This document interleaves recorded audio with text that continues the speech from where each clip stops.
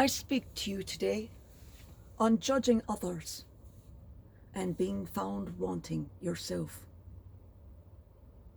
The scribes and Pharisees, doctors of the Jewish church law, were scandalized.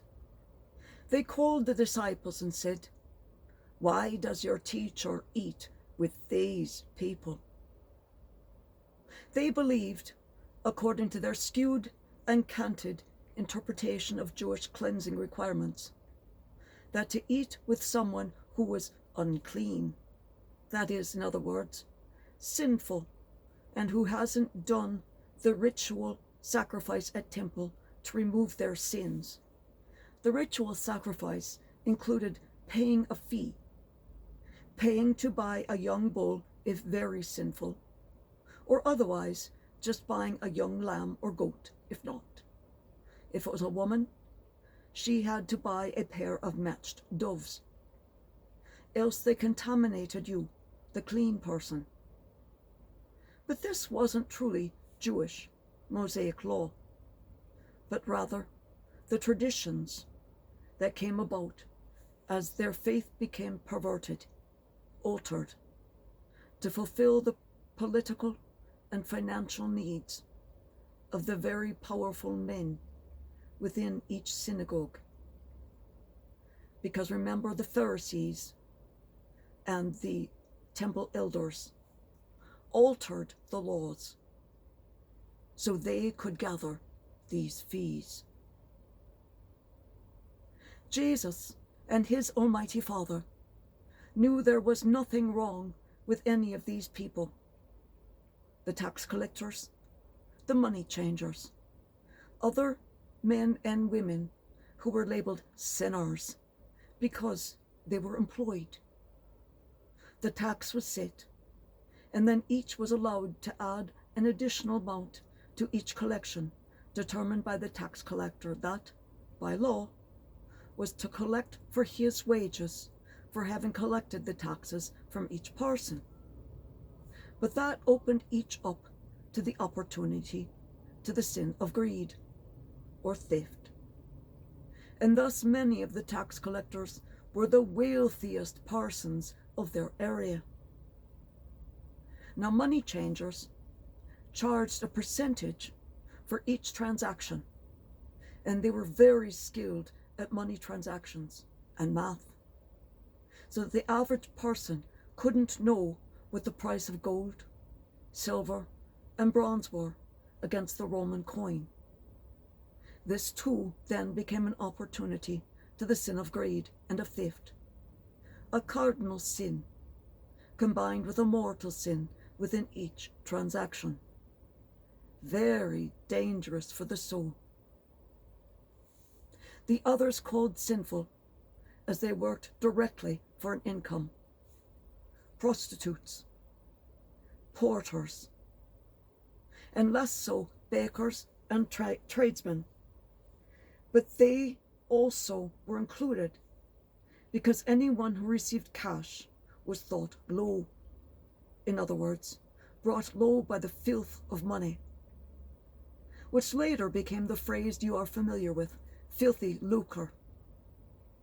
But tradespeople also worked in barter, so they weren't as dirty as those doing the direct physical labor, as were the prostitutes and porters, who were in many societies, in many areas, restricted from doing barter for their physical work, because you couldn't really do a system. I'll do this much for 2 chickens, sort of thing. All needed to be brought back to God, to faith. All needed forgiveness, which would be the love and acceptance of all, by all, but beginning by being modeled and shown by Jesus, love and forgiveness in and of itself. Jesus heard the words of these officials and said, "Those who are well do not need a physician, but the sick do. I do not come to call the righteous, but sinners." Jesus in this parable is the physician to the sinners sick. They are sinners he is calling to himself for redemption, for the righteous are already saved. God's mercy seeks everyone, forgives everyone. The only thing he asks of you is to say, yes, help me. That is all. In the same vein, in today's gospel, we have people, again, inappropriately sitting in judgment on their brothers and sisters, when they themselves are so full of sin, they have hearts black and as hardened as rock, as the scribes and Pharisees do.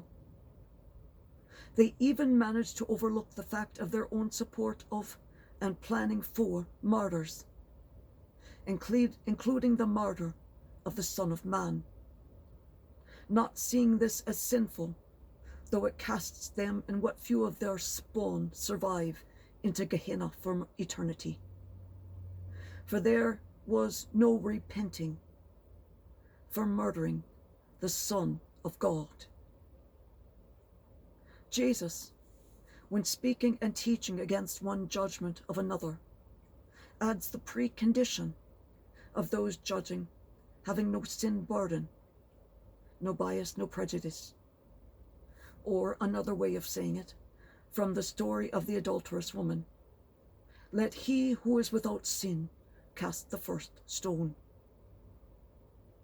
In creating the preconditions of being without sin, being free of bias, Jesus knew he was right in the center of the Mosaic law, so they could not say that he was not following the law, because Moses required that all those who sat in judgment were pure of that particular sin being judged.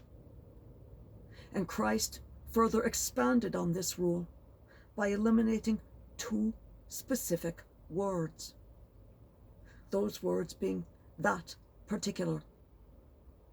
So he required that they were pure of sin. So Jesus required those sitting in judgment of others to be free of all sin, thus eliminating all persons but himself. Judge not, lest ye be judged. And the measure by which ye use to measure shall be used on thee, and ye shall be found wanting on each measure.